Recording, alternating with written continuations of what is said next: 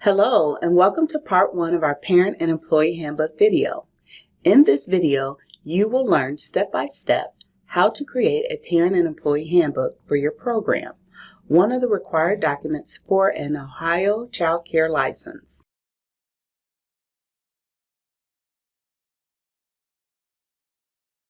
First, it's always a good idea to start your handbook by writing a short welcome or introduction to your program. This gives the audience a chance to better understand your program and might even answer some questions they may have.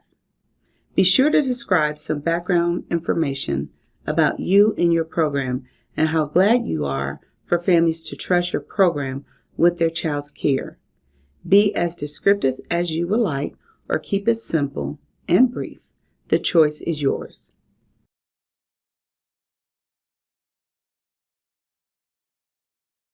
Next, you want to include some general program information, such as a program name, business email, street address, phone number, and the date this handbook was created or revised.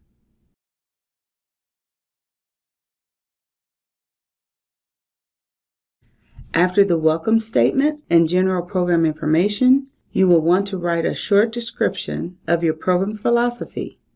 Some things to consider include the curriculum your program uses, if you have one, and some of the philosophers or education experts you like, such as Piaget, Erickson, or Smolansky, for example. Some other things you might consider are the type of instructional methods families might see in your program and whether you welcome volunteers. Here are some additional questions you may think about when writing your program's philosophy.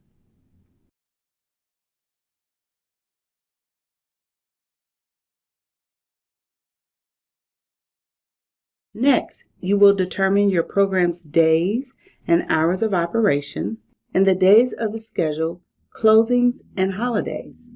While you may already know the day and hours of operation you plan to offer care, have you thought through a full year and all the federal and local holidays? Have you thought about any time that you would like to take off just for yourself? This is important to include in your handbook so families and staff can refer to it when needed. You will also want to include your program's basic daily schedule. This can be broken out, such as this example here. One thing to keep in mind is the ages of children you serve and their needs throughout the day. For center programs, you may have different schedules for each age group, and you will want to include that information here.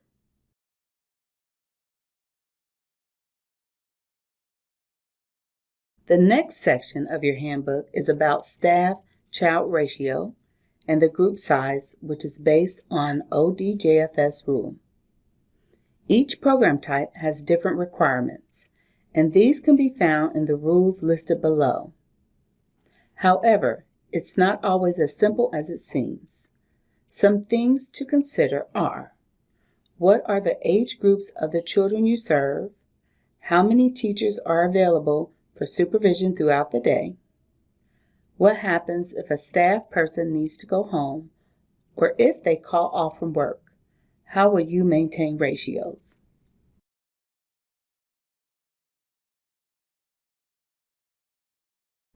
Parent involvement is particularly important to your program's success. In the next part of your handbook, you will describe all the opportunities your program offers for families to interact with your program. Some questions you might consider are: what special events will your program offer to involve families in your program? How are parents encouraged to participate in these activities? How do families find out about their child's day? Will you have a monthly newsletter or calendar for families to help keep them up to date on events?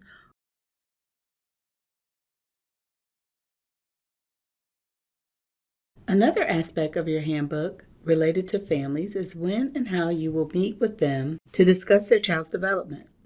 These are important moments during the year where you can sit down and have a check-in with families about specific milestones their child has accomplished and create new goals for continued development.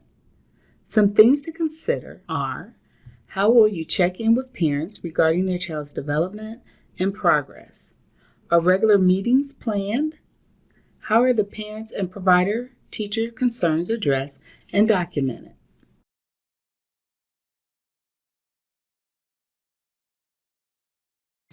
In the next section, you will describe your program's required payment schedule and any other fees associated with your program. These should include registration fees, your program's payment schedule, and the overtime and late fees. Some questions to think about are, when do you expect payment? What payment types will you accept? Is there a registration fee for private pay families in your program? Will you charge for days a child is absent? What other fees do you charge and when are they due? Will you assess a fee for late tuition payment or late pickup?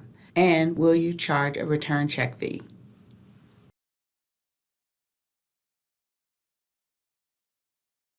For the final part of this section, programs serving infants and toddlers will describe your policy and locations you provide for families to breastfeed or pump at your program. Think about how your program supports families who are breastfeeding by providing a private, clean, and quiet space for them.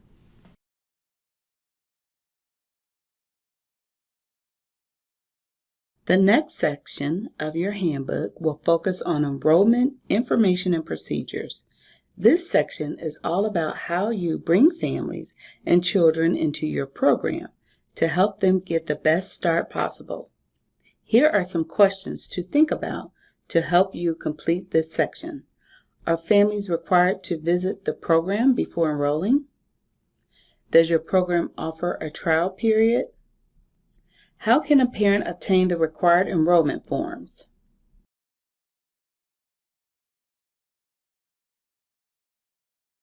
Sometimes families choose not to have their child receive immunizations for various reasons. This next section in your handbook is about caring for children without immunizations. Some things to think about are whether you will provide care for children without immunizations. If you will, what documentation will you require to be on file? Be sure to check the rule for clarification about these forms.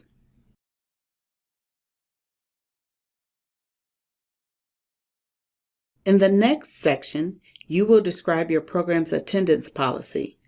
This is where you can explain procedures for arrival, departure, and general attendance reminders for families and staff. Some questions to consider are, is there a specific sign-in and sign-out procedure? Are parents required to make visual or verbal contact with the child care staff members at drop-off and pickup? What happens when parents are late picking up their children? What time is considered late pickup? And do you assess a fee?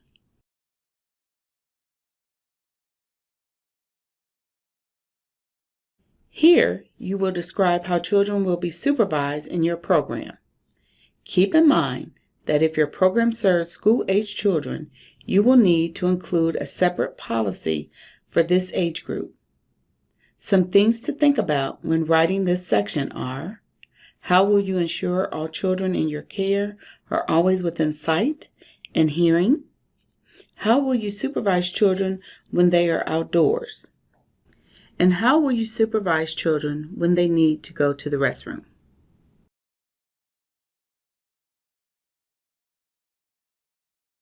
In your handbook, you will also include methods and strategies used in your program on child guidance. Here you will identify how your program will handle challenging behaviors and big emotions. Be sure to include the expectation of your children's behaviors for all ages, sharing methods used to redirect children, and how you support children and families through difficult developmental milestones. Some questions to think about are, how do you communicate and redirect children when they have challenging feelings and behaviors? What type of problem-solving resources does your program utilize?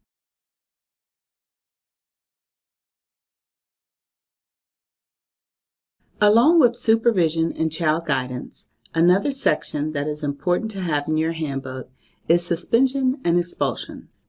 Before making the decision to suspend or expel a child, we want you to have thought about all of the possible solutions, and sometimes this means reaching for outside help. One example of this in Ohio is the Ohio Preschool Expulsion Prevention Partnership. They are a free statewide program that aims to reduce the rate of expulsions in preschool-aged children and offers a variety of resources to help your program navigate these challenges. You can find more about this program at the Ohio Preschool Expulsion Prevention Partnership website. If you decide that suspending or expelling a child is necessary after exhausting all resources, be sure to include how this will be handled, including timeframes, payments, and fees due, and what requirements must be met for a child to return to your program.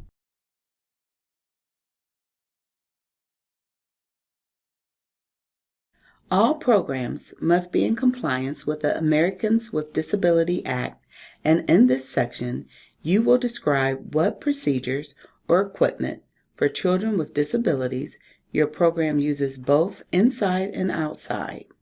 You will also include how your program will administer medication to children with disabilities.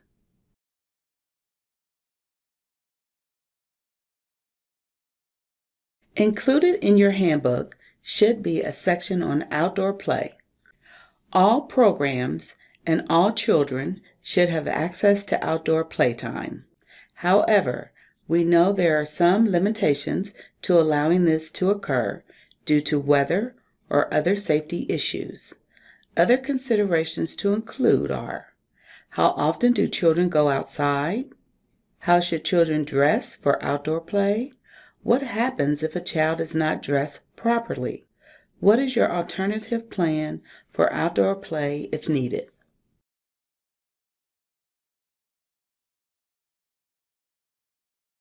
And finally, be sure to include a section of your handbook on food and dietary policies.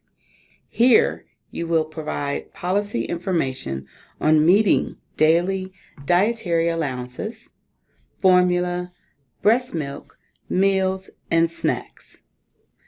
Some questions to consider in helping you complete this section are: will you provide food for all ages? How will you let families know what food is being served? Will food be provided by families? If there isn't enough food provided from home, how will you supplement meals and snacks to ensure children do not go hungry? How is food from home stored and marked? Does your program restrict any foods such as popcorn, nuts, or other food hazards? Be sure to check the rule requirements on food, as there may be additional information to include.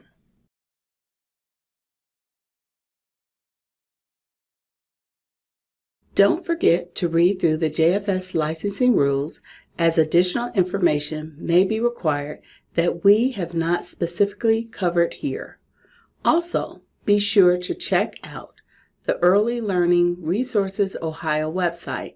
This website has many resources specific to handbooks that you may find helpful, and it's all available for free to Ohio child care providers. This concludes part 1 of our Parent and Employee Handbook video. You are now one step closer to starting your child care program.